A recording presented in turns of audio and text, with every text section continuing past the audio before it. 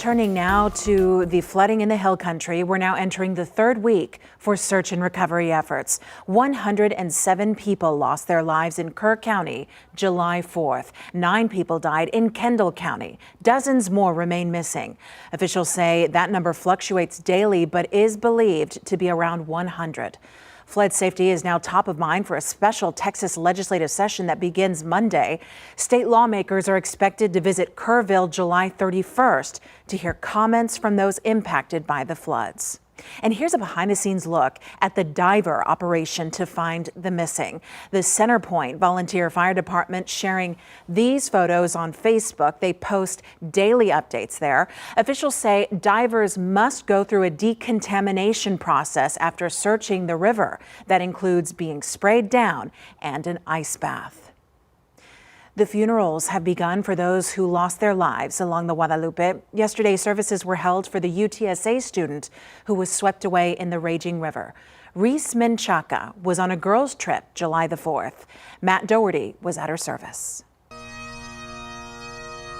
The sadness that has stretched throughout the state of Texas for the last 2 weeks has left few communities untouched.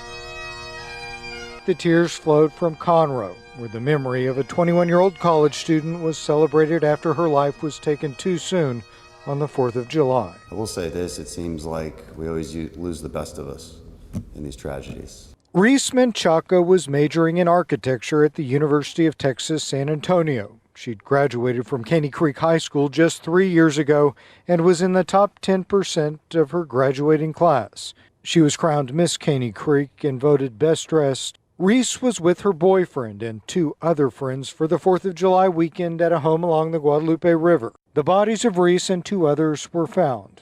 One of the friends is still missing. Last week, Reese's body was brought from the Hill Country to Montgomery County in a procession that crossed the state back to her hometown. And like a flood, his mercy reigns. Life is fragile. Every day is a gift. I want to encourage you, as your friend, make your life count. All of these lives are too short. It is not time. We had more adventures to have together. But I am comforted thinking that Jack and James only knew a life where their worries were addressed by the arms of their parents. Funeral services were also held for the Burgess family from Liberty, Texas. 4 caskets lined the front of the church Friday. The bodies of John and Julia Burgess were found after the floods, but as of now, the bodies of 5-year-old Jack and 21-month-old James have not been recovered. Meanwhile, relief continues to pour into the Hill Country. Today, the San Antonio Food Bank helped to feed flood survivors. The flood bank opened up a distribution site this morning in Kerrville.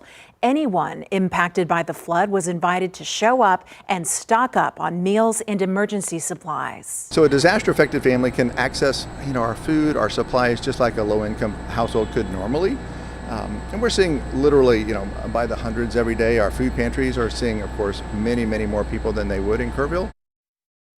San Antonio Food Bank is hosting another distribution for flood survivors Tuesday. It's going to be held at the Comfort Baptist Church on Amber Drive from 11 a.m. to 1 p.m.